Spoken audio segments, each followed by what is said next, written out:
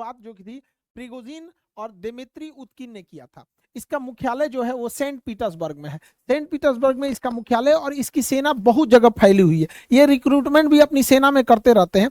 इसका मुख्य जो करता धरता था वो प्रिगोजिन था। प्रिगोजिन पहले एक सेफ था, मतलब पहले वो रेस्टोरेंट चलाता। जब पुतिन 1990 के दशक में जब वो मेयर का ऑफिस में काम करते थे, उसी समय प्रिगोजिन अपना एक रेस्टोरेंट खोला था। उस रेस्टोरेंट में जाके ये खाना खाते थे पुतिन। तो वहीं से इन दोनों की दोस्ती हो गई। बाद में पुतिन जो है वो सत्ता हथिया लिए, बाद में इनसे करीबी बढ़ी, तो ये सेफ बना और बड़े बड़े लोगों को खाना खिलाया। देखिए यहाँ पे बुश से लेके जितने राष्ट्राध्यक्ष थे उन सबको ये खाना खिलाया। बाद में ये कॉन्ट्रैक्टर बन गया और धीरे धीरे इसकी संपत्ति बढ़ती गई और इसने बनाया एक वैगनार ग्रुप जो प्राइवेट आर्मी का सिलेक्शन करती थी। ये प्राइवेट आर्मी पूरी दुनिया में फैली हुई थी। ये माली में गई, लीबिया में, कांगो में, सीरिया में, और हर जगह इसने अपनी प्राइवेट सेवा दिया था। प्राइवेट आर्मी से फायदा ये होता है कि अगर ये कुछ कांड भी कर देते हैं तो सरकार कर देती है, हमको क्या मतलब, है तो कोई प्राइवेट कंपनी थी। तो यानी ये व्यक्तिगत लाभ, राजनीतिक इच्छा और अपने कोई एक राजनीतिक मतलब महत्वाकांक्षा को पूरा करने के लिए होता है।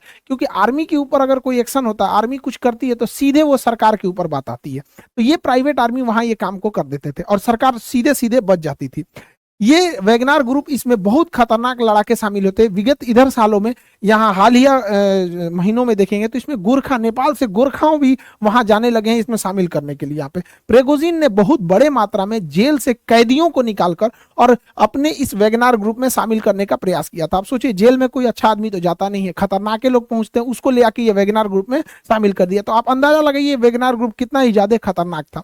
वैगनार ग्रुप चर्चा में और पावर में तब आया जब 2014 में रसिया ने क्रीमिया को कब्जा किया। रसिया ने जैसे क्रीमिया को कब्जा किया, यहां पर उसने वैगनार ग्रुप का ही मदद लिया। आप याद कीजिए, रसिया ने जब दोबारा डोनेस्क और लुहांस्क में जब कब्जा किया था तो उसने एक बहाना किया था, कहा था कि वहीं के लोग चाहते हैं कि ये विद्रोह, मतलब रसिया उन पे कब्जा कर ले। वहीं के लोग नहीं थे, पहले ही इसने घुसा दिया था वैगनार ग्रुप को, क्योंकि वैगनार ग्रुप ऑफिशियली रसिया का तो है नहीं। रसिया मना कर देता है कि भैया जो चीज हमारा है ही नहीं, हम उस पर जवाब क्या दे सकते हैं यहाँ पे, और वो लोग अंदर घुस के बवाल कर देते हैं। तो मेनली ये पावर में आए थे सब यूक्रेन वार को लेकर, और ये रशियन आर्मी के साथ साथ लड़ रहे थे पूरी की पूरी यूक्रेन वार में, और काफी साथ दिया इन लोगों ने रशियन आर्मी का। लेकिन मई के महीने में ना इन दोनों में अनबन होने लगी और अचानक से ये जो यूक्रेन का ये वाला एरिया था, इस एरिया में जहां वैगनार ग्रुप थी, आर्मी थी, वो अचानक से यहां से पीछे हटने लगी और कही कि हम यहां से अब लड़ाई नहीं लड़ेंगे।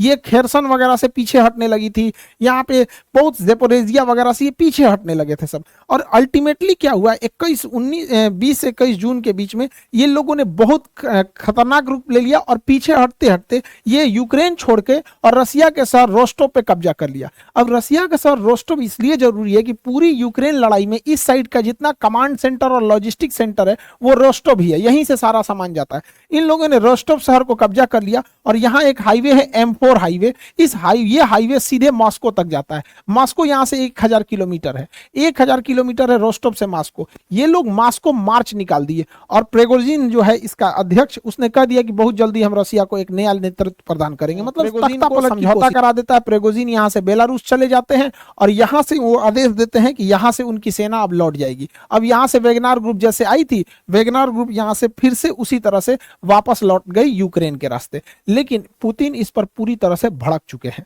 पुतिन ने सबक सिखाने का ठान लिया है वैगनार ग्रुप पर। देखिए पुतिन ने क्या किया, जब वैगनार ग्रुप का सहारा लेना था तो वैगनार ग्रुप को सहारा लेने के लिए इन्होंने, पुतिन ने पूरी यूक्रेन वार की जिम्मेदारी अब जनरल सर्जेई सुरोविकिन को, ये जो थे ये वैगनार ग्रुप के सपोर्टर थे, ये वैगनार ग्रुप को प्रॉपर सपोर्ट कर रहे थे और वैगनार ग्रुप जो थी अपने पूरे लड़ाकों के साथ घुस गई यूक्रेन की लड़ाई में। और ये सर्जेई थे, ये पूरी तरह वैगनार ग्रुप को हथियार, पैसा, लॉजिस्टिक सब सप्लाई कर रहे थे और इन्हीं के दम पे बहुत तेजी से यूक्रेन पे कब्जा कर लिया गया। लेकिन ये लोग थोड़ा ज्यादा मन बढ़ गए थे, इन लोगों को लगता था कि यही रसिया को कंट्रोल कर रहा है। ये बहुत ज्यादा मन इनका जब बढ़ने लगा तो पुतिन ने कहा कि भैया अब हमको अपनी ओरिजिनल चाल पे आना पड़ेगा।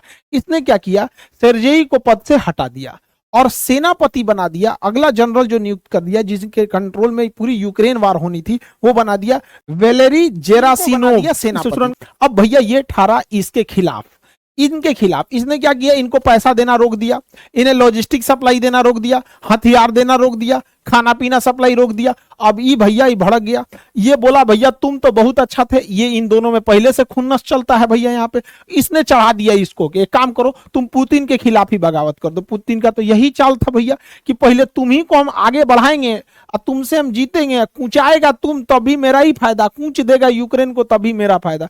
ये बेचारा फंस गया इसी चक्कर में। यहाँ पर आ गए वेलेरी जेरासिनोव, ये पूरी तरह से सप्लाई रोक दिए, जिस वजह से ये भड़क गया और कहा हमें हथियार नहीं मिल रहा है, पैसा नहीं मिल रहा है, सप्लाई नहीं मिल रहा है, खाना नहीं मिल रहा है, लॉजिस्टिक नहीं मिल रहा है, सपोर्ट नहीं मिल रहा, हम जाके मॉस्को पे चढ़ जाएंगे। कहा सजरा तू नहीं आओ तोरा बताते हैं। पहले से लुकाशेंको को रेडी रखा गया था, इसी बीच ये लोग आ गए और पूरी तरह से एक दिन में सारा मामला खत्म हो गया और वेगनर ग्रुप कमजोर हो गया। मेन टॉपिक पे आते हैं, ये बेचारा फंस गया। अब जब ये फंस गया तो पुतिन प्रिगोजिन को कहा कि आप चले जाइए बेलारूस।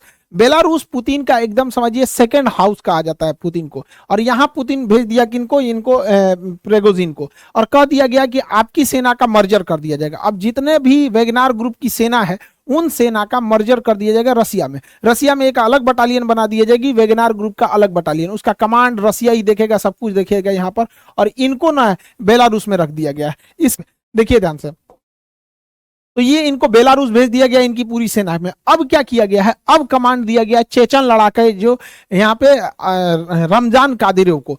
पुतिन के सबसे भरोसेमंद अगर कोई है वो रमजान कादिरोव है। ये चेचन लड़ाके ये सबसे खूंखार माने जाते हैं। अब जो लड़ाई का रुख होगा वो कंप्लीट चेंज हो जाएगा, जो पहले नहीं हुआ था अब होगा। अब रसिया भयानक रफ्तार से हमला करेगा और यूक्रेन पे 3 तरफा हमला कर देगा। अब प्रिगोजिन जो है वो बेलारूस से हमला करेगा अपने वेगनार ग्रुप के लड़ाकों के साथ। तो यहां बेलारूस से हमला कर देगा प्रिगोजिन, और यहां रसिया से हमला करेगी उसकी मेन आर्मी, और ये रसिया का ये एरिया चेचन्या कहलाता है। चेचन्या में चेचन फोर्सेस को लेके आगे बढ़ेंगे ये रमजान कादिरोव। अब ये 3 ओर से तबातोड़ हमला होगा यहाँ पर यूक्रेन में। अब यूक्रेन को कोई बचाने वाला नहीं आएगा, और ये हमला तेज हो भी गया है। देखिए यूक्रेन का ये एरिया जो है, ये एरिया में इसके सबसे बड़े परमाणु रिएक्टर में आते हैं। यहाँ पर जेपोरेजिया नाम है, ये नाइपर नदी के किनारे शहर है जेपोरेजिया। जेपोरेजिया में यूरोप का सबसे बड़ा परमाणु रिएक्टर है, और यहाँ एक ही जगह में 6 परमाणु रिएक्टर है। देखिए 1 2 3 4 5 6 पूरे यूरोप का सबसे बड़ा परमाणु रिएक्टर है। अगर एक भी रिएक्टर में ब्लास्ट हुआ तो भयानक तबाही होगा।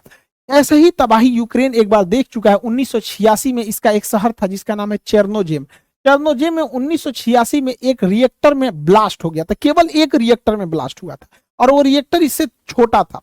अभी क्या है, ये उससे अगर इनमें ब्लास्ट होता है इन रिएक्टर्स में तो उससे 10 गुना ज्यादा तबाही मचाएगा, और यूक्रेन ही नहीं पूरा यूरोप बर्बाद हो जाएगा अगर इसमें ब्लास्ट हुआ तो। आप सोच सकते हैं कि ये रिएक्टर की सेफ्टी कितनी जरूरी है, लेकिन आपको लगता है ये सेफ्टी जरूरी है, लेकिन जरा ध्यान दीजिए ये वही रिएक्टर है 6 ठो जो हम आपको सैटेलाइट इमेज में दिखा रहे हैं। 6 रिएक्टर दिखेंगे, 1 2 3 4 5 6 ये रिएक्टर है, और ये देखिए धमाका कहां तक हुआ है, ये रिएक्टर के कितने पास धमाका हुआ है, और इसमें रशियन आर्मी घुस चुकी है।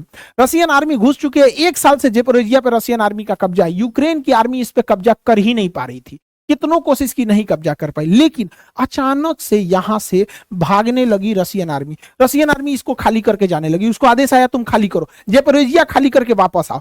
अब यूक्रेन को नहीं समझ में आ रहा, अगला टारगेट पुतिन का है कि जितने ये रिएक्टर है इस पर हमला कर देगा, लेकिन पुतिन इंतजार करेंगे हवाओं के रुख का, क्योंकि जब परमाणु रिएक्टर ब्लास्ट होता है तो उसमें खतरनाक रेडिएशन निकलते हैं, जिसमें गामा किरण सबसे खतरनाक होती है। जैसे हम कोरोना को नहीं देख सकते थे, वो हमारी जान ले लेता था, उसी तरह परमाणु रिएक्टर से निकलने वाली गामा रेस को हम नहीं देख सकते, लेकिन हमारी जान ले लेता है।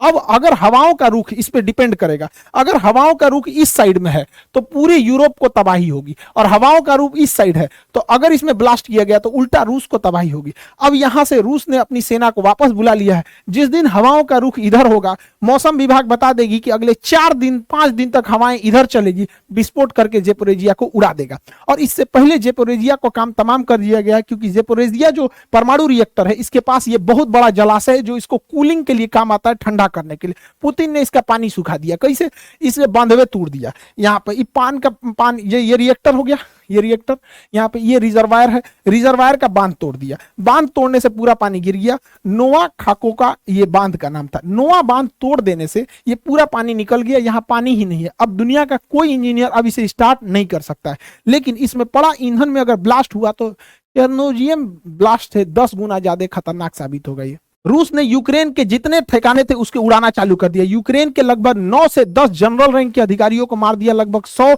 अधिकारियों को उड़ा दिया। जो भी वहां पर मिसाइल डिपो थे उसके ऊपर बम्बार्डमेंट कर दिया। कमांड सेंटर को रसिया ने उड़ा दिया। रसिया ने अब अपने प्रेसिजन गाइडेड बमों को गिराना चालू किया। पहले रसिया के जहाज नीचे उड़ते थे जिससे वो टारगेट पे बम गिराते, तो अब हाइट पे उड़ रहे हैं और precision guided laser guided bomb गिरा रहे हैं जो महंगे होते हैं लेकिन अचूक हमला करते हैं। अब रसिया ने पूरा कमर कस लिया, हमले को तेज कर दिया। उसने अपने Su-35 बॉम्बर को उतार दिया है। सबसे ज्यादा अगर कोई हेल्प करता है तो वो इसका बेलारूस करता है। बेलारूस रूस का सबसे परम मित्र है। यहाँ पे लुकाशेंको इसके प्रधानमंत्री हैं। ये लुकाशेंको, इनकी रूस से बहुत ज्यादा दोस्ती है पुतिन से, क्योंकि दोनों ही पिछले 20 से 25 साल से सत्ता में है सब। यहाँ पे दोनों एकदम दोस्त की तरह, लगता है रिश्तेदार है सब यहाँ पर।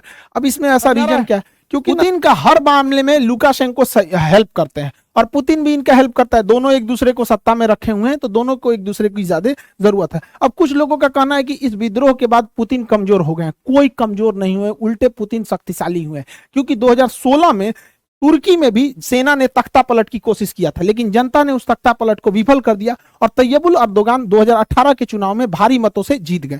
इसका मतलब जब कभी भी राष्ट्र पर विकट संकट आता है तो उसी राजनीतिक पार्टी को लोग वोट देते हैं जो पहले से सत्ता में है, क्योंकि जब राष्ट्र भावना जुड़ जाती है तो लोग दूसरे को नहीं देखते हैं। ऐसा 1999 में भी हुआ था जब चेचन्या हुआ था। चेचन्या अभी जो चेचन लड़ा के पुतिन के फेवर में, चेचन्या में जब विद्रोह हुआ था तो लोग पुतिन का भी साथ दिए थे और उसी के बाद पुतिन को सत्ता में दिया गया। हमारा शक्तिशाली होना जरूरी है, क्योंकि रसिया अगर कमजोर होगा तो रसिया के पास केवल एक ही दोस्त बचेगा, चाइना, और रसिया चाइना के गोद में बैठ जाएगा, क्योंकि चाइना के पास पैसे की कोई कमी नहीं है।